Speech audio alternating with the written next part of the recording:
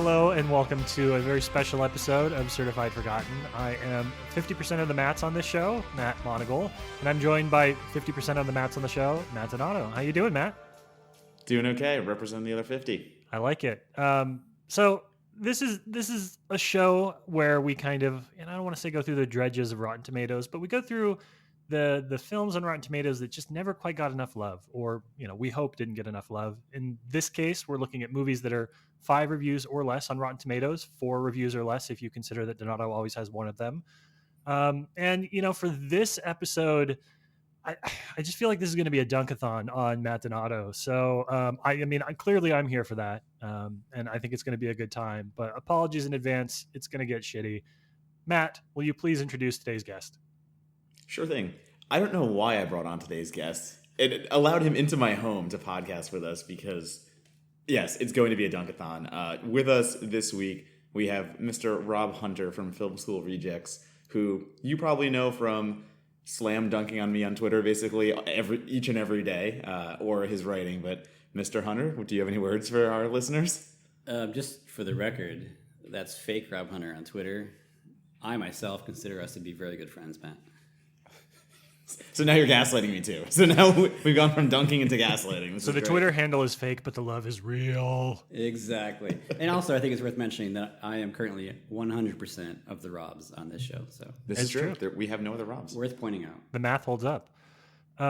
If you've listened to other podcasts, you know that Rob and I have done a lot of stuff over at Film School Rejects. We've done some of the review podcast episodes. If you follow him on Twitter, you know that he is a big fan of going after people like Tommy Lahren, and we thank him for his service. But we do have, we do want to go through some of the questions before we talk about today's movie and why the pick was sort of inspired by you to begin with.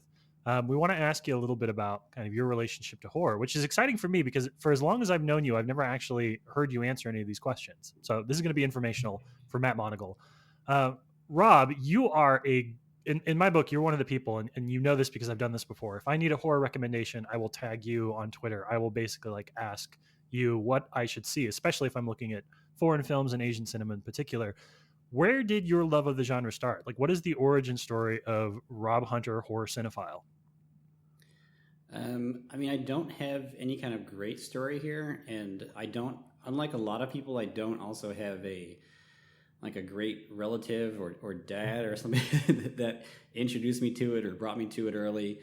It was one of those things where I used to be a pretty voracious reader, and my genre of choice for reading was always horror novels. And so I'd go to the library, I'd pick out I remember being the first Kuntz book I saw was Phantoms, with this pitch black cover. In the back of the book, it just talks about heads in ovens, and I was like, well, yes, I'm going to read this book. Phantoms like a motherfucker. From there, I got into the movies. From there, I was kind of coming into the horror genre at the time when it was. I'm a little older than you guys, so this is pre-internet, pre-streaming, pre-torrents and all that jazz. So there were mail order companies in the back of Fangoria magazine or Gorezone magazine, where you could request a catalog, and they offer these, essentially they're bootlegs, and these are being advertised in the back of the magazine. And then the internet did come along, and so there were very basic sites where you can go and you can order a VHS bootleg of particular movies, and it would always be the true uncut version, or the European version or whatever. And so I kind of just started getting deeper and deeper into the kind of stuff that was available, finding foreign films, and that's kind of what got me into the foreign horror in general, because I started finding access that was not at Blockbuster, not at Hollywood Video, and again, this is before streaming services online. So, and it was always stuff that kind of piqued my interest, and so I would get more and more of it, and it just kind of grew. And so I love all kinds of horror. But it just started from an initial love of reading fiction, of reading horror fiction. And then from there, you find friends who are also into it, and I was able to get, I got my mom into it, watching a screening of The Fog once. She loved it. My dad did start bringing me to some theaters for some movies. So I kind of forced their hand from my perspective, and it seemed to work out. That's so funny that you got your parents into horror from watching it around them. And meanwhile, I started watching horror around my parents, and they would walk in the room going, what the fuck is wrong with you? My dad walked in on Dead Sushi, and he's like, what? I still have a fond memory of watching, again, one of those VHSs I bought from the online, of Meet the Feebles before it was available. Again, not that it's even available now. I don't know. I don't think it is. In the U.S., but it was a VHS of it. Like Peter Jackson, because of course I had loved Bad Taste and Dead Alive, stuff like that. And so Meet the Feebles, puppets, splatter, blah blah blah. So I got it. I was watching it late at night, and my mom, who was used to coming down the stairs and catching me watch like stuff like Private School or naughty Phoebe Cates things. She came down to me watching this thing with puppets and the fly on shit and the little guy and the love story and the machine guns blowing puppets apart. And she sat down and watched it with me. And I was kind of one, nervous because I'm okay, well, I don't know where this movie's going to go. So this could get, unfortunate. But two, kind of well, this is nice. So she watched it and she laughed along and she enjoyed it. And luckily it was a safe, for that term, movie. Nothing was truly over the top there, other than the violence and the puppet gore and a little bit of semen, if I remember correctly. Yeah, you're the first person in the history of ever to be hey, Meet the Feebles was a safe movie. It was a good mom-approved pick. As opposed to it wasn't Guinea Pig I was watching or something like that, where she came in and there was horrible things happening to live women. It was just fun with puppets, and so those kind of experiences are kind of the ones that kind of stick in my memory. But for the most part, like I said, just for me in horror, it was just finding more of it, going beyond the boundaries, going beyond studio stuff, not necessarily looking for extreme stuff. That was never really my bag, but different kind of things that were showing in the local theater, I guess. And I mean, definitely, not that I like to admit that I look to you for anything, but I do look to you for foreign horror movies, and I'd look to you for especially Korean cinema and Korean horror films. Typically, if Rob Hunter is talking about it, and it's usually worth your time. Yeah, this is an awkward part of the show where we're probably going to compliment Rob for a little bit. So yeah, no, I fucking hate it. It's not great, but we got to do it. So I expect it'll all be deleted by the time this airs. I can cut it out later. Yeah, because that's the thing, right? Is I'd go to Vulcan Video here in Austin, and I would just be going up and down the Asian aisle, and I would be can you give me some recommendations? And you throw out 10 titles, 6 of which invariably haven't even hit the home video market here in the United States. So how did that, talking about Asian cinema in particular, how did that become something that I do, this is the compliment, I do consider you an expert. I do think that you're one of the premier people in my network of folks that understands, action and horror and, sci-fi, any of that comes from the Asian market, that really well. So how did that become one of the things that you were I'm watching so much of this shit? I don't know, because there wasn't an intentional effort, at least early on. Like I said, originally I would expand, and so I'd go to just European cinema, Asian cinema, movies that weren't getting proper releases here or any releases here, but I'd hear about them the pages of magazines. I'd see the imagery, stuff like that, and so I started getting into it that way. But then obviously, as once the internet was up and fully functioning with full-on streaming services, and I'd start hearing about more type of movies. Whether it be in articles, online articles, people attending films in other lands that I could never get to, but they would inform me about the movie, and then from there I've been, then be able to keep an eye out for it. Specifically to Asian cinema, and my kind of thing is, if I had to narrow it even tighter, it would go to Korea, as you guys already mentioned. For me, the Korean cinema and Korean filmmakers, they handle so much of it so well. Whatever the genre is, I think that better than any other, if you're looking at it as far as a nation, of filmmakers, they do such a good job of balance, tonal balance, moving between genres, even within the same movie, going from laugh out loud to something horrendous or violent or just traumatic, and then 2 minutes later you're laughing again. They just handle it really well, and the performance story is great. It's the best country for child actors. No country, creates better child actors than Korea does. That's a flat out fact. And so I kind of got into that way. And again, I think that because they have so many good ones, the percentage of great movies coming out of Korea for the past, for a while now, for the past few decades at least, is so high compared to at least what I see from other countries, including the U.S., that it just became an area where I would focus more and more. And I make a point of seeing more and more of the movies. If I'd hear about something but I didn't know anything about the talent involved, I'd still seek it out. And again, in today's day and age, it's just so much easier. And then also in the past decade or so, I've been attending film festivals. And so you have festivals like Fantasia up in Montreal or Fantastic Fest in Austin. And even beyond the general joy of film festivals, that you're seeing movies that you're not spoiled by any kind of marketing yet, you don't know anything about. These festivals in particular bring in and are playing movies from other countries, including Korea, but elsewhere as well, that are definitely not going to get a theatrical release in the U.S. and odds aren't even going to get like an actual regular release like the video or any of that here either.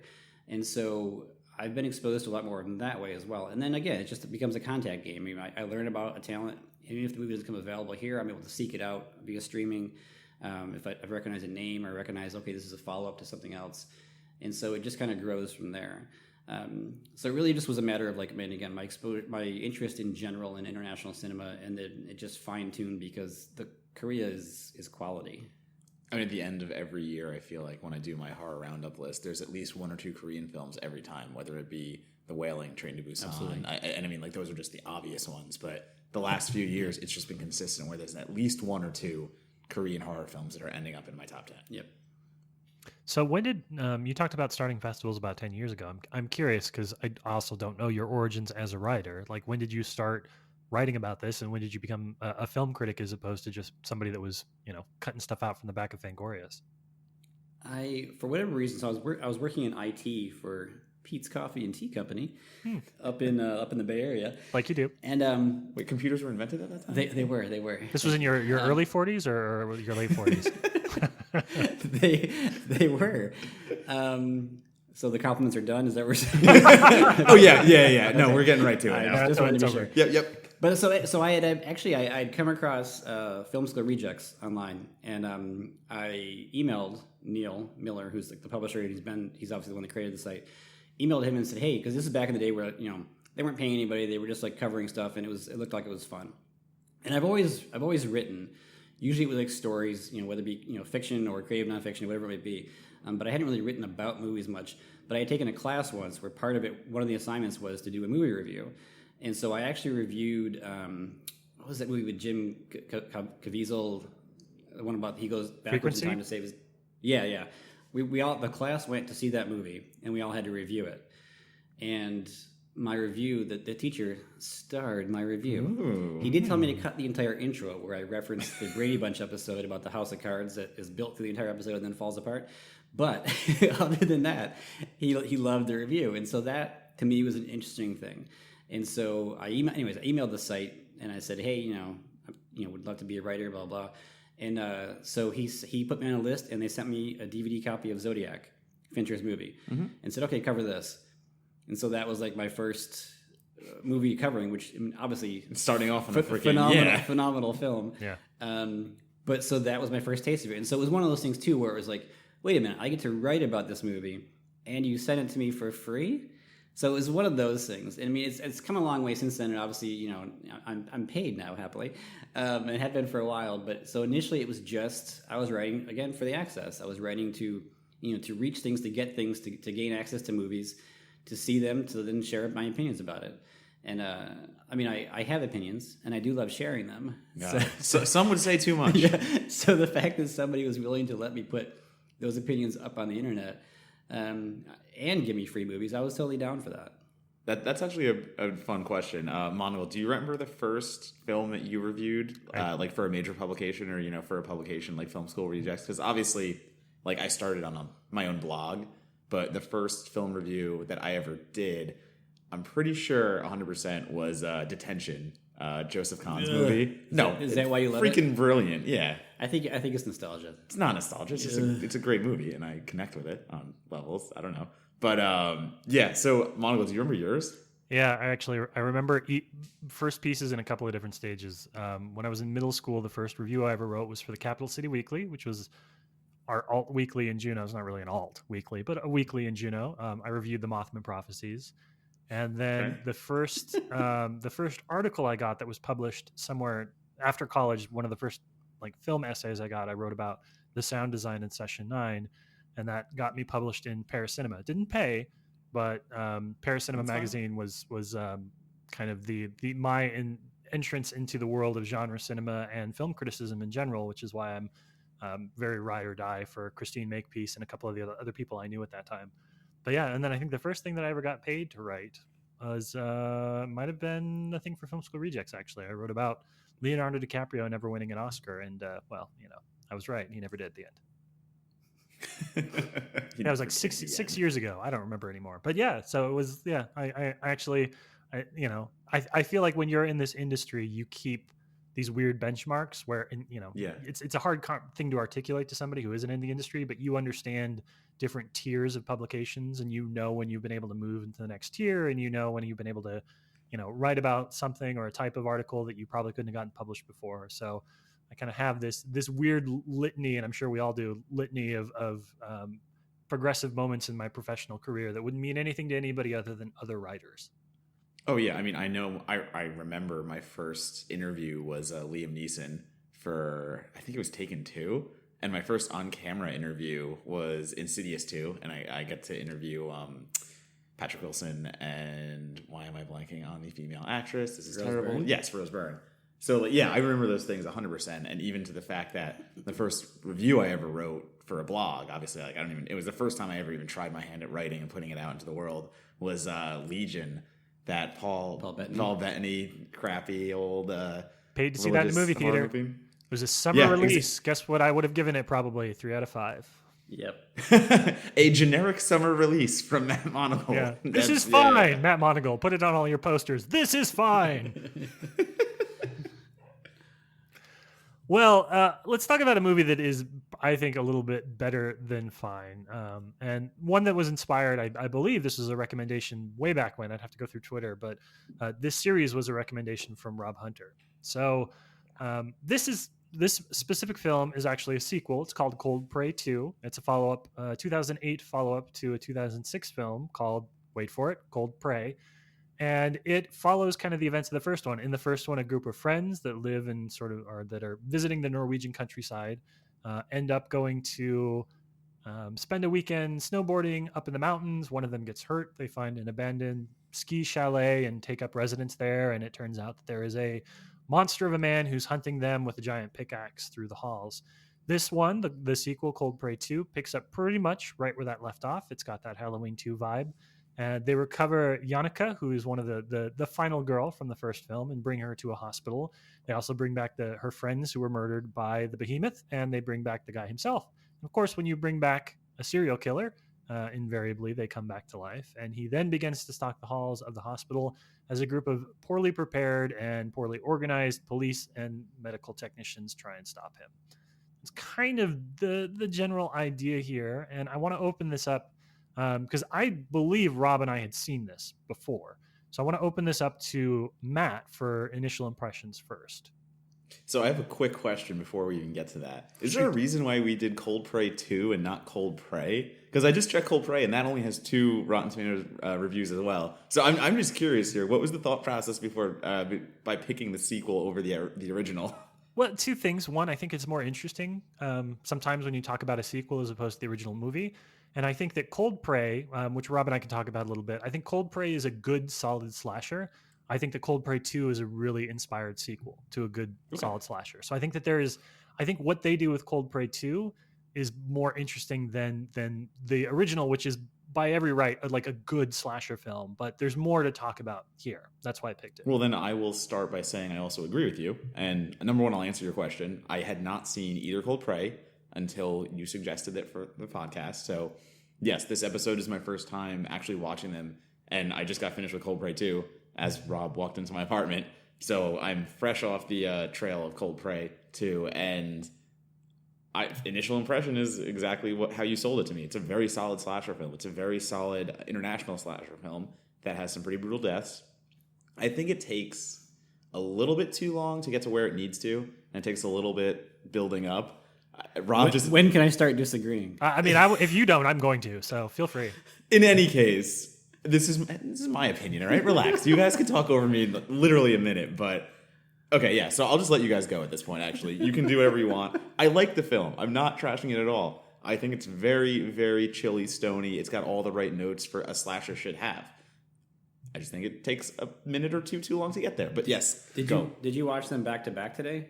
Not directly back to back. What does that mean? There was time in between, like an hour or two. Okay, so my immediate response to that is it sounds like you're coming off of the end of a movie that with the back half of the movie of the first film is constant action and slasher, and then you jump back in again to this world, and because it's a different movie, you've got to wait for the setup. True. But you were still in the mindset of the previous movies. It would be something I would suggest. to define why you're wrong. Well, here's the thing. I like the fact that Cold Prey 2 takes its time to get started so much that I wrote down the minute and second of the first kill, because I was going to be like, I can't believe that this movie, which is only 26 minutes long, 126 minutes, and only an hour and 26 minutes long, 37 minutes and 52 seconds is when the first person gets killed in Cold Prey 2. And I fucking love that. Like, I think I think that they not only give you time to get to know the new group of characters who are super important to, establishing stakes for this, but they also give you lots of time to spend with Yannicka, the final girl from the first film, as she's sort of processing her trauma. Like, they brought back the entire original cast just to play the dead versions of themselves in the morgue for like a scene where she's processing her grief and survivor's guilt. And like, the thing that makes this, and I'm going to say it, the thing that makes this one of my favorite horror sequels of all time, if not my favorite horror sequel of all time, is that 37 minutes and 52 seconds where they do a lot of things before they kill a single person.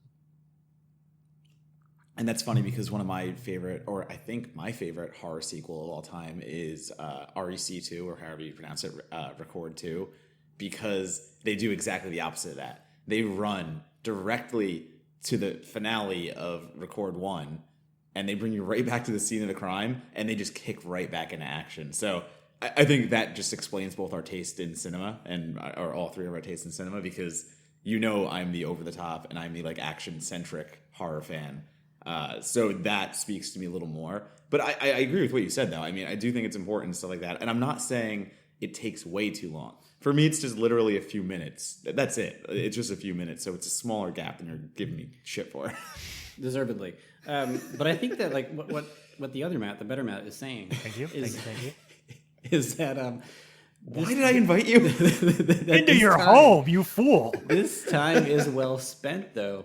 If it felt like filler, or if it felt like kind of dragging its feet, I would be more inclined to agree with you. But to the other Matt's point, I mean, it does work so well to, one, give Yannick time to reestablish her character, deal with that grief. I mean, that scene that he mentioned in the morgue where the bodies are is phenomenal. I mean, she does a great job in both movies, but I think especially here. But you have that, but again, also the supporting cast. I think, because the immediate comparison is obviously something like Halloween 2, and I'm sure we'll touch on that again, but it's basically what this is a riff on. Like, there's no ifs, ands, or buts about that. But what it does is it gives you this group of characters, and it gives you an introduction to them where they feel real. None of them are kind of like the obnoxious, horn dog or the obnoxious asshole that are, okay, yeah, I'm looking forward to them dying. These feel like just regular folks at this hospital doing a job, counting down the minutes. But it's enough to get you into each of their lives. And so that helps so that once the actual kills do start, not necessarily that you care about these characters, but you definitely have more of an interest to them being more than just a body count. And so when Yannick starts running around, trying to help people and trying to save people and then also fight the bad guy, you're actually interested. Like, they even give you an on-screen, not on-screen, but like they may mention, okay, who's in the hospital? Who's here? And they start going through the different characters and say, oh no, that one's dead already. And you can feel it. You can feel there's the loss there because the number is already so small to begin with, and they just keep counting it down. And it works, I think, to the film's benefit to give you that setup and that time with these characters. So you get a little snippet of their personal lives, a little bit about them. And so once things start, there's really not a lot left for you to learn about them. Mm-hmm. The sheriff is out learning about the killer, but the rest of these guys are just dealing with the situation. And so I don't know. I think it benefits it and it makes the kills more worthwhile once they start happening. I do like the simplicity. I will say that. I mean, like you just explained, there's not much going on here besides there's a killer loose in a hospital and people are trying to survive. And I give it a lot for that because the tension it creates and the depth of slasher, just presence that it builds in that small constraint is very impressive. Yeah, for one, it's hard for me not to appreciate anything that takes place in grief, wintry slasher nonsense. Of course, this is going to be my cup of tea pretty much right out of the gate. But here it comes. No, I want to double down on what Rob was saying about the performance of the two of them. Like, I can't pronounce their names. I can't speak Norwegian, so I will just say the actresses that play Yannick and Camilla, they're putting in real work. And they're what? Ingrid Bolso Berdal. Oh God, come on, Donato. So read her name off IMDb. Relax. That's fine. So these two actresses are given time. I'm not listening to you anymore. are given time to really like kind of establish these characters. And the character of Yannicka is, I think, like a should be a top tier final girl in terms of how Agreed. she navigates the first film and how she navigates this one as well. But what's really interesting to me about the kind of relationship is just uh, the fact that one, you're right, Rob. Like they're not only borrowing from Halloween 2, but they're also borrowing from Assault on Precinct. I can never remember the number. Precinct whatever, right? Like this is the 13. 13. Thank you. This is the last night that this hospital is going to be in operation. Like they are just Mm-hmm. coating the walls. They're painting the walls with John Carpenter shit in here in a way that I really like. But that first bit is like you don't need a lot to appreciate the characters. There's an economy of storytelling where they're like, here is who they are, here is what they're about, here's what's important and what means something to them. Now that's going to be threatened. Like do that in a way that feels organic and do that in a way that doesn't feel like you're just creating cliches to be knocked off later down the line. And that's what we get from everyone. We get just enough elements of like who they are and what they look for that when bad things start happening to them and when the numbers start ticking down, like I feel these deaths. And that's something I like about the Cold Prey movies, the first two, and I'm never going to see the third because I hear it's terrible. But like the things that I like about these two movies is there's such a sympathy towards all the characters. You're never rooting for any of them to die, and they're never doing the wrong things. There's just kind of this inevitability about. Is there a name for him? Pickaxe, whatever he's called. They call him Mountain Man everywhere I was like researching, Mountain but yeah, Man, okay. there's no actual. Obviously, if we want to spoil, but no, we don't have to. Let's Yeah. just call him an asshole because that's what he is. Yeah, so he's yeah. a very mean man. There's sympathy. There's a lot of sympathy towards these characters, and you're never rooting for them to get picked off by the asshole. Right. And I would also extend that a little bit to when you mentioned about how they're not doing the wrong thing or the bad thing. To the character of Yannick being a final girl. So in this film, you do spoilers on here, right? It's okay? Yeah. In this film, she goes through it all, and she makes a choice in the end to pursue the asshole into the frozen tundra, back to the hotel where everything started in the first place. But even when she's in the hospital, she's not making choices at any point where you're like kind of, oh, come on, you're an idiot. Mm-hmm. You believe the choices in part because, they make sense, whatever, but also in part of what we mentioned earlier with the character time. You understand and acknowledge her anger and her grief over her friends being killed. Not to disrespect or take anything away from like Jamie Lee Curtis and Halloween movies. I love Halloween. Obviously, it's fantastic. But when you hit Halloween 2, you're not feeling any of her. It's the same night, obviously, but you're not feeling any of her real grief or problem with the friend she just lost in the past 12 hours. You don't have that at all. And that's more on the writing and direction than it is on her performance. But you just don't feel that. It's not part of the character. Here, you believe that this is just, mere hours later. You believe that she is torn up with grief and loss, but also just furious that this person would do this. And so you completely understand why she helps people out, but then also why she will pursue this guy and wants it to end. Yeah, I like this scene a lot where she is looking at all the corpses of the people or the victims of the first film and her friends, and then she gets to the corpse or, the not corpse that we find out of Mountain Man, and she just starts beating the shit out of it. Like she has that momentary breakdown where she just starts hitting what she presumes to be a dead body, but she's still beating it, hitting it, just all the anger and rage that she's feeling right there. Do you think it's intentional at all? Like, or is it implied or suggested that her pounding on his chest is what got his heart started again? I didn't read it as that, but that's a great thing to think about. The fact that like her not being able to contain that and her not being able to hold that back is what she still needed an outlet. Yeah. So she basically brought him back to life in order so she can get her catharsis. I like that a lot. I'm gonna believe that now, even if it's not true. I'm just gonna believe it. Well, the way that they kind of parallel that later too, where they are actually resuscitating the Mountain Man, and they do all of that with the sound dropped, and she's screaming in slow motion as she's trying to get to them, and the paddles are going every single time. It's just like even that doesn't feel, sometimes when a movie gives the killer an opportunity to come back to life, you're like, Jesus Christ, like we get it. You need this guy for more movies in the franchise. And this just sort of, it felt like they didn't entirely believe her because why would they? They're doctors. They don't have anything else to do. They got to save a life if it's there. It's just like everything that happens in this movie feels like such a natural progression from what happens before, dating all the way back to the original film as well. It's just really, really tight storytelling. And I think sometimes, we all, to varying degrees, really enjoy slashers as a genre, but sometimes you go in thinking like, all right, here's what I'm going to get, but I'm not going to get storytelling. So like, I don't even care about that. And let's evaluate it on all the other stuff. This is a movie where you get a lot of storytelling. And that to me, it's what makes it one of my personal favorite slashers is just the fact that I'm like, oh yeah, you can have all this really key character work and you can have them moving in these believable ways. And you don't have to throw all that aside because it's a sequel.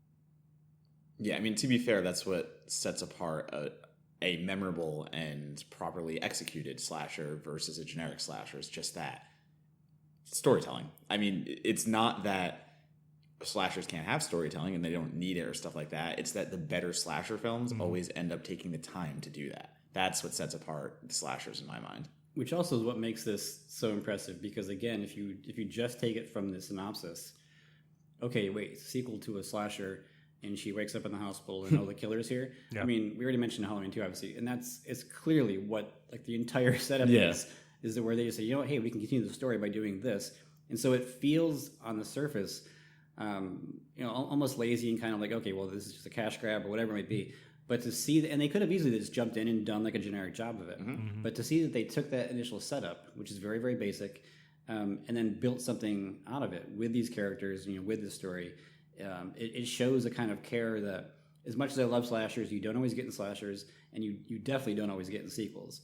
So it's definitely impressive on a lot of fronts. Yeah, it's proof that you can. It's that thing that everyone generalizes slashers for being the schlock, for being the slaughterhouse massacres, and it's just like, oh, that's what a slasher is. And it's so nice to be revitalized seeing something like Cold Prey 2 and then going like, no, but I promise, you can do this. You can have everything and have it all. Yeah, and it's interesting to me kind of the time that it came out too, because I feel like the narrative, right, like the narrative of slashers as a subgenre of horror is that the late 90s, early 2000s sort of killed them and they've been sort of dormant. And it's only recently that we're seeing them kind of come back. And so to me, when I talk about the Cold Prey movies with folks, I'm like, oh, there was this really good slasher that came out at a time where nobody wanted a slasher. So go see it. Like it's there for discovery. And we've talked about this. So little name drop here. Rob and I co-host another podcast, Silent Night Deadly Podcast, which is just Christmas horror. And it's funny you mention this because, I mean, IMDb has the year as 2008, but I'm looking at Amazon right now and like they list the year as 2013. So I guess that's when Cold Prey 2 officially like got distributed out here. And if I'm remembering correctly, Rob and I talked about the same kind of thing about like slasher films were not in at this time. Like no one really wanted these kind of movies. No one's really making them. And then we were talking about Stephen Miller's Silent Night remake. And it was the same thing where like, you have a really good slasher format here, and you have a slasher that does a lot of things right, and you're like, why did it kind of get ignored? And it was because at the time, like, no one was really doing that kind of slasher film. No one was making that kind of movie. So, yeah, I agree with you. It comes out, and it's kind of like, it's kind of like a diamond in the rough at the time that, like, I didn't even believe, like, should exist in a way. But also, this was a foreign film, so foreign films don't play by the same trends that are going on in America. So I think that might play into it a little bit, too. Yeah, they're not on the same timeline, I think, as what the masses or what the media is covering and seeing over here, which is, again, just to bring it back to, like, film festivals. This is one of the reasons why I love them, is because you are seeing these movies that were created outside of this, American bubble, this, American horror bubble, this Hollywood bubble, whatever you want to call it, on their own timeline, with their own, rhythm and everything going on. And so it's giving you kind of a glimpse into these other worlds, in a sense. I mean, not just literally because it's a whole different country, but you know what I mean? Yeah. As far as like, we might have been done with them over here. Over here, we might have been focused on, ghost movies. They're cheaper and there's no, you don't need effects because they're invisible. Torture porn. Yeah. And so but other countries and other filmmakers elsewhere are still focused on other things. And whether it's because they were running behind the U.S., I mean, you can make that argument maybe that they were kind of playing catch up, or were they ahead? Or were they just doing their own shit? I don't know. But either way, yeah. And I'm thinking specifically the last few years even, and I'm hoping for that slasher renaissance. I really want slashers to come back, and I know we're trying now with the Halloweens and stuff like that, but I think that's still only because of remake culture. I want new slashers. I don't need the Halloween remake, the Child's Play remake, every one of those remakes. Like, I'm fine with them coming out. Don't get me wrong, I'm not a remake hater, but I would rather see movies like Lake Bodom or Party Hard Die Young, which are these new foreign slasher films that are having fun with the same tropes of the 80s American slashers, but they're still giving it a little twist, and they're still proving that the slasher can survive in today's mentality. So we're talking about slashers, and there will be a group of people that listen to this podcast and are like, okay, grief and sequels and character development and all that, great, that's fine. Thank you, Mats and Rob. But how are the kills? So let's talk about the kills. I mean, to a certain extent, even the smartest, best slasher is not going to be successful unless it delivers creative and inspired ways of killing some characters. So how did you feel, Donato? Again, I'm gonna start with you because you're new to the franchise. How did you feel about some of the kills that they had in Cold Prey 2? Oh, it's brutal. They all live up to exactly what they should live up to. It's that really gut punch kind of kill with, I'm pretty sure, each and every one of them. A few are off screen, so it has that working against it. You have the mountain man towards the end when the police are chasing him, and you get like one of them gets dragged off and they find the body. Another one gets like slashed off screen and they find the body. And I get that. That's fine. It's a lot of kills in one little sequence, so you can't really show a lot of different creativity in there. But I mean, I wrote down every kill. That's one thing I did when I took my notes. So I'm looking at all like 7 kills here that we like see. And I mean, the first one, a cop gets his neck slit open at 37 minutes and 52 seconds. Right at that exact time, he gets his neck slit open. But it's not just with one scalpel, one like implement. Basically in the hospital, it's with a handful of them, so it's like a bunch of slashes across his neck, and the mountain man just drops a shit ton of scalpels just like right on the ground. I love that visual. And then for some reason the neck snaps, so you have the male doctor, he's running away and he's trying to run up stairs that are covered in snow. That's a great and shot. Like he slips and falls, so he's looking upwards towards this open door and he's laying on these steel stairs that are going upwards, and the killer just comes up behind him and grabs his head from behind and just pulls back until his neck completely snaps. And it's not like the head goes back down and it's like a snap neck death. Basically, he's broken the neck, so now the neck is at a right angle with the body looking upwards, and it's such a vicious look where it's just his neck is stuck in that position, his head is stuck in that position, and his eyes are open. Eyes are wide open. Snow around him. Yeah. That's so brutal to me. That is so just pure brute strength and just the killer. This primalness that is just so scary. So kills deliver. I'm full excited about the kills. I would add too that even though like other than those 2 that you just mentioned, they're not really gory or bloody or whatever as far as effects goes. The movie doesn't rely on it doesn't give you kills where it's like a character walking. It even teases at one point when one of the I think she's a nurse, the blonde nurse. Mm-hmm. She finishes her shift. And you're waiting for the hand to show up in the screen. She goes into the shower. You're waiting for she's getting whatever. And she just goes through all these beats where, many lesser movies, that's where like the killer pops into the screen, and then that's cuts face to black or whatever, or that's the kill. Here it lets her get through all these beats. She gets outside into the hallway, and then through the flickering lights, you then see the killer there. And so it becomes not about pop-up scares or jump scares. It becomes about like, okay, she's aware of this presence. He's immense. He's imposing, and now he's after her. And so even if you don't get a bloody kill at the end of it, there's an intensity, I think, to the actual direct hunt where he's actually in the frame with her, in the frame with these characters, tracking them down to the point of killing them. Yeah, this is not a slasher film that works in comedy. This is not a slasher film that works in lighthearted kills, and it's going for, like I mentioned before, slashers that go for the over the topness. This is a slasher film that handles death as it should be. It's very violent, it's very brutal, and it's very just that gut punch that I keep explaining. And I give it a lot of credit for that because it pulls that off. Not every slasher is able to do that. You feel the intensity of every kill. You feel how evil this killer is and just how this killer wants to kill. And it pulls that off very well. Yeah, it should come as no surprise to anybody listening that like I give bonus points to kills that are terrifying but not explicit. I don't love explicit death scenes in movies unless they're really specifically purpose driven and intentful, and I think a lot of times they aren't. So this to me is a movie that I like the way that they do the kills because there are a few. I mean, there are times in this film where things are brutal and bloody and bad, but it's never the default. Like they don't feel the need to deliver and escalate on every single kill. Instead, each kill sort of fits the circumstances of the characters, which means that they can kill somebody. The second kill in the movie can be an off-screen head bash with a fire extinguisher, and you never see the results of that. You never see in full focus the body or the head of the person who died, but you don't need to, because it was never about that person in terms of the context of the kill. It was about leaving that person be found and how that affected the other survivors in the hospital. It's just and you still get the blood splatter too. And also to that particular kill, it's her friend, the other final girl from this film, who comes out of the room. She trips over the bloody fire extinguisher, and so we know what that fire extinguisher was used for. We know that her friend is dead, but the film takes its time to let her kind of come to realize this thing's bloody, look, and then her friend at the end of the hall with the bashed in head, not in a glory shot or a gory shot of zoomed in, whatever, but she, from her perspective, sees it, and so again you get the emotional element to the discovery, to the kill, even if we didn't again see the actual kill itself. Yeah, and like I said, you see the blood splatter or blood spatter, whatever you're supposed to say in that sense, of when the extinguisher hits. You get that blood that just shoots across, and it's like a white kind of tile wall. So you get the whiteness just covered in blood, and I mean that's all you need to know. You know she's dead. You don't need to see anything else there. You've got everything you need.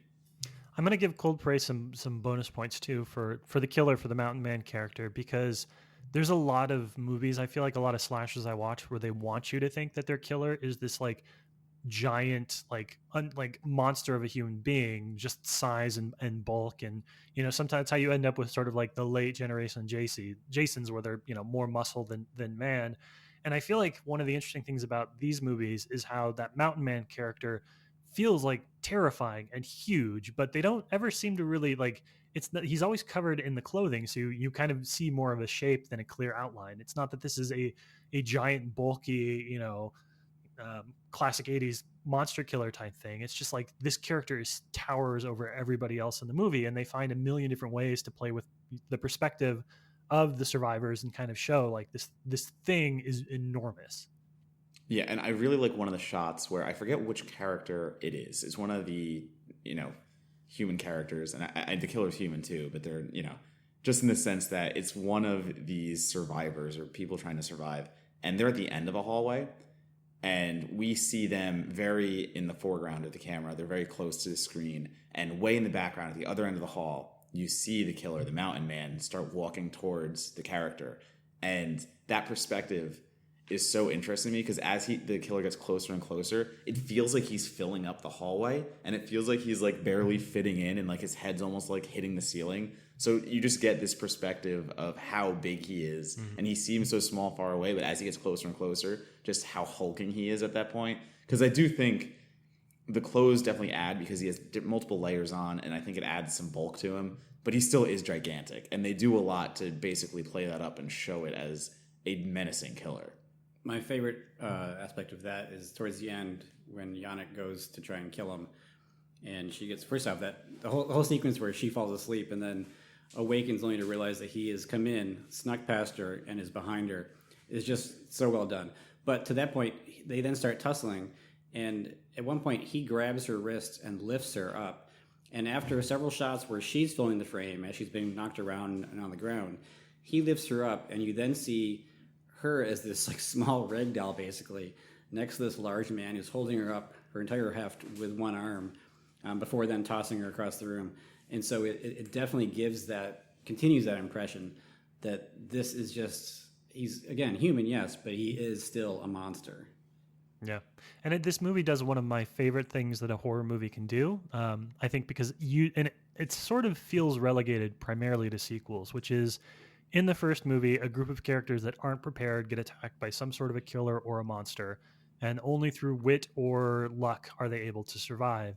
In the second movie, I feel like is when they give them weapons, real weapons, guns and stuff. And there's nothing that I enjoy more in a sequel or in an original horror film that has the guts to do this, which is basically give all your people weapons and then show that it doesn't matter. It's the Aliens thing to a T, which Cold Prey 2 does as well. There's a scene where the three officers go back into the hospital to try and see if they can get the killer, and it doesn't matter. They have a rifle and a pistol and a shotgun between the three of them, and they're moving in some approximation of military circles, and it doesn't matter, because what are you going to do when there's this giant mass that knows the hospital better than you and is just waiting for you inside? It's one of my favorite, because I like that soldiers versus monsters thing. It's one of my favorite tropes.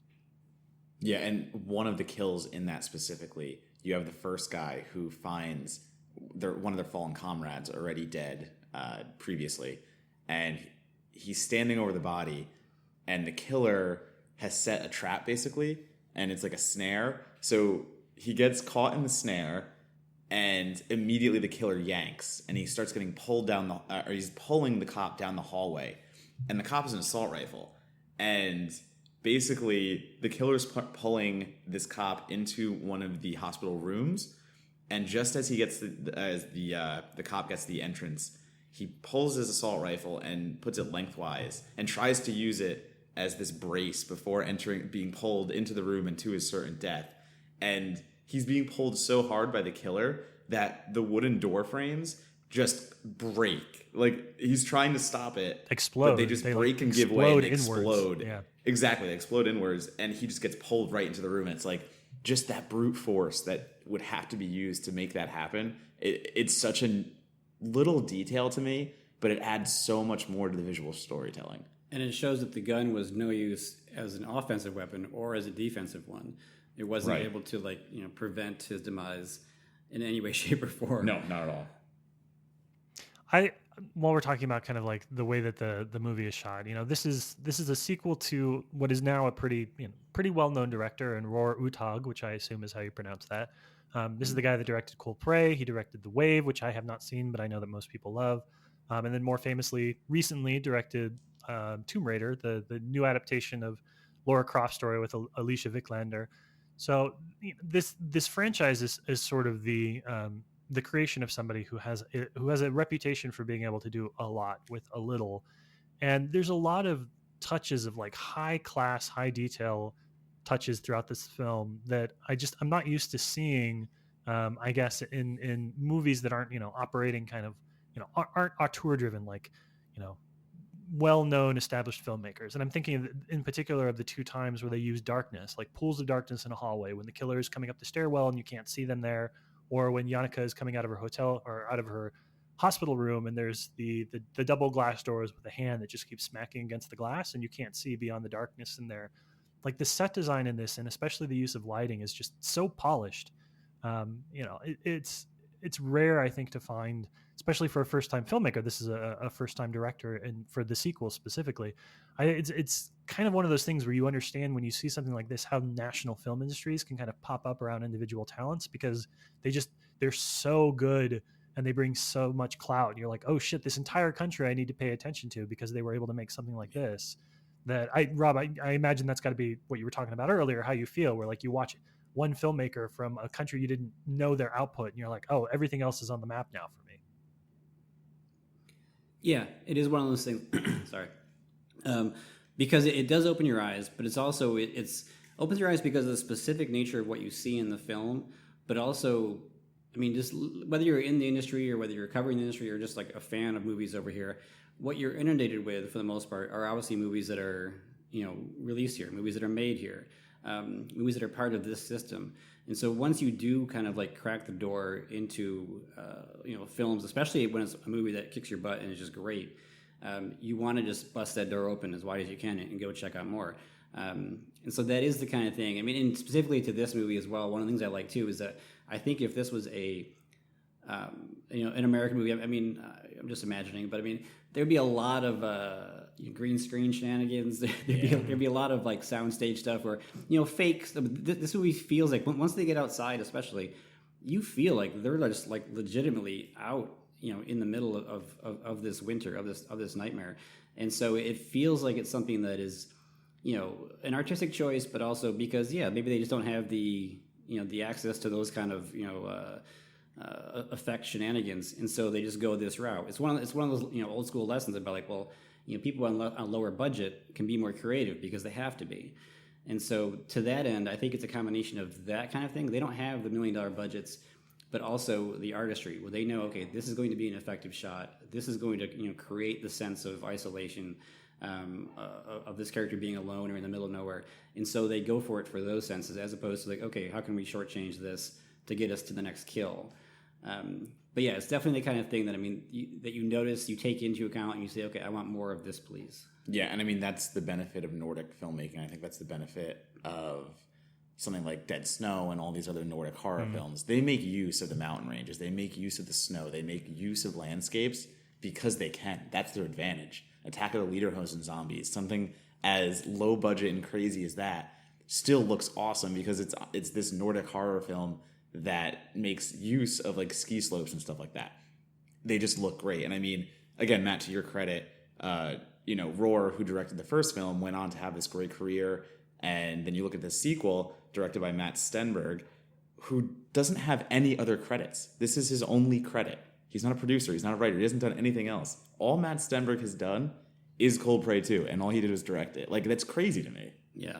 Yeah, and so, I mean, sometimes, we all know that if you're looking at another industry's output, sometimes those credits lag behind. So it's possible. He certainly could be doing television in Norway and things like that. It's not like he's not working, but just the fact that like this is as polished a horror film, a slasher in particular, that I've seen in a long, long time. And the fact that, if this had come out, again, we're talking about American cinema, if this had come out from an American filmmaker, studios would be lining up to give this person a blank check. Like, this person would be relaunching franchises. They would be giving them a new version of Scream, or, they'd be trying to remake The Faculty with them or something. Like, that's just how this industry works. And this person makes a film in 2008 that's awesome and, does not work for American audiences again. And you're kind of like, come on. Yeah. I think, though, to that point, too, I think that it's not that I'm saying this is the reasoning behind any of it, but you mentioned like, Scream or The Faculty. One of the reasons why I think slashers lost favor is because at the end of the day, they are a one-note storyline. There's a killer and he's killing people. Like, that's it. There's rarely any additional, information on top of that. I mean, okay, well, maybe this guy had a rough childhood, or maybe he's like an escaped lunatic, whatever. And then here's the pool of victims, go. That's what most slashers come down to. I mean, you know them by their settings or by their holiday or whatever, but they still come down to that very basic. And so movies like Scream or The Faculty, I mean, those are both Kevin Williamson, but even other types of ones, the reason why the genre started to come back in some shape or form is because they started to twist things in ways. Now, yeah, there's the meta side of it, but also the humor side of it. People started infusing these things with like, big laughs and catchy kills and smart writing and stuff like that. And so it's not just the very, very basic slasher setup. And so to this movie, we're all praising it, rightfully so. But again, if you take a step back, the actual plot of it is that one note thing. There's a killer and he's killing people. There's nothing meta about it. There's nothing, twisted or crazy or new about the storyline. There's nothing else to it. It just is that premise done so damn well. Mm-hmm. And so as much as it pains me, I understand why, Hollywood studios didn't catch on to this and go, oh, look at this guy. It wasn't a lot of chatter about it because the people who watched it and enjoyed it love it because they've seen a lot of slashers and they know that this one just does everything so damn well. Whereas it's not flashy, though. And so you don't have, the loud voices going on about it, about its twists and its turns, or its, cool premise, or its, funny humor or whatever. None of that's there. It just is a killer killing people. But again, done extremely well. Yeah, I mean, look at how Jason and the Leprechaun and Chucky had to survive. They had to go to space. They had to do all these crazy things. And I mean, granted, the Child's Play franchise took the greatest turn it could take with Bride of Chucky by infusing all the comedy in there. It went from being a jokey Child's Play 3 to like, no, we're embracing the comedy here too. And I think Bride of Chucky is one of the best, if not the best, horror sequel I've ever seen. But yeah, they don't do that here, and they don't have to because they just know how to tell a damn story. And it's so funny because I'd rather see that 10 times versus, all right, let's shoot Jason into space and cryogenically freeze him and then have him kill some astronauts. Don't get me wrong, I love Jason X, right, but give me the well-told story over, all right, how do we keep this gimmick going? How do we get another sequel out of Jason Voorhees without kind of doing the same thing over again?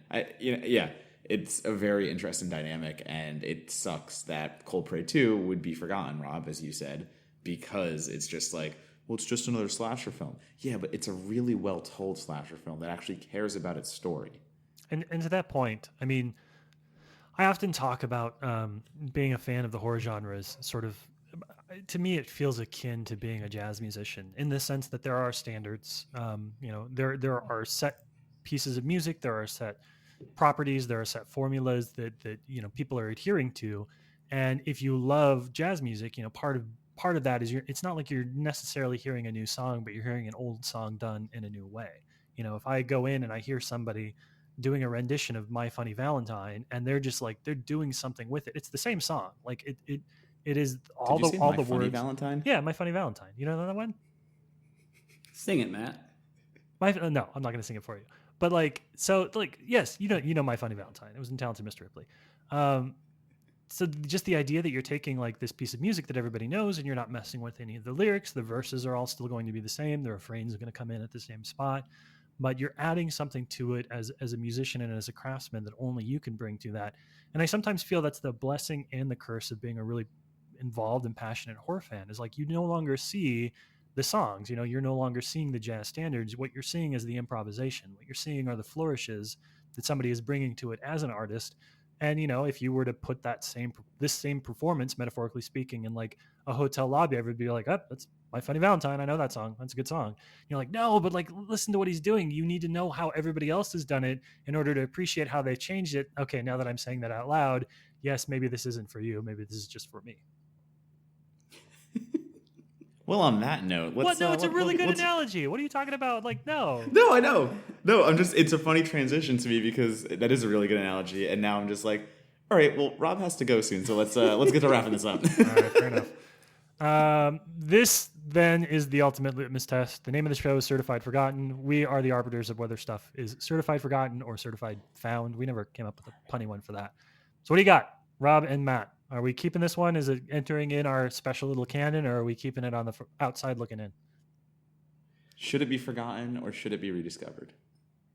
It's kind of a stupid fucking question.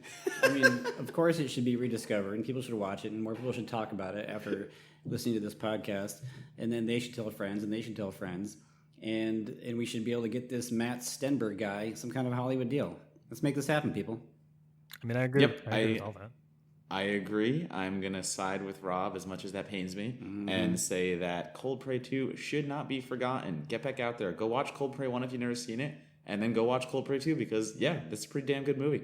It's only like 3 hours for both of them combined. So, you could go really easy back to back. Go watch Once Upon a Time in Hollywood for the fourth time, or you could watch 2 really good slashes you haven't seen before. We didn't touch on it, but this movie, the horror genre, I think, more than any other genre, as much as I love it, oftentimes has a hard time sticking the landing. In various ways. I mean, most of them are fine, obviously, for whatever the movie is, but I think this one, it just lands it completely. It's got a sense of finality to it.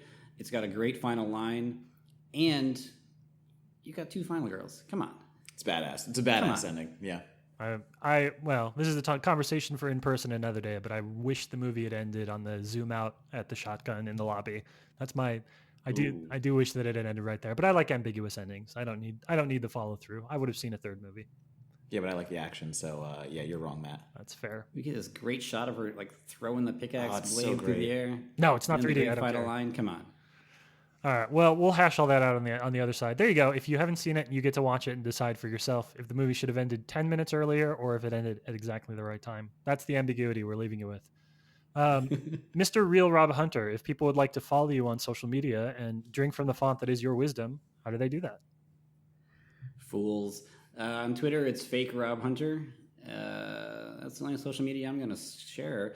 But otherwise, my actual writing, which includes lists, because as much as I will talk about things that pay the bills, as we've already kind of touched on, my love are these smaller movies, these foreign films, sharing these kind of gems that I was delighted to like discover or find or be informed about from somebody else, because I learned about movies from other people as well, and then kind of passing that on. So my writing is over at Film School Rejects. I also do some columns over at /film, and again, Twitter, fake Rob Hunter. Matt Donato? You can find the other Matt, me, at Donato Bomb, Donato Bomb, on Instagram, Twitter, and Letterboxd. You can also find my writing on sites such as /film, Bloody Disgusting, Dread Central.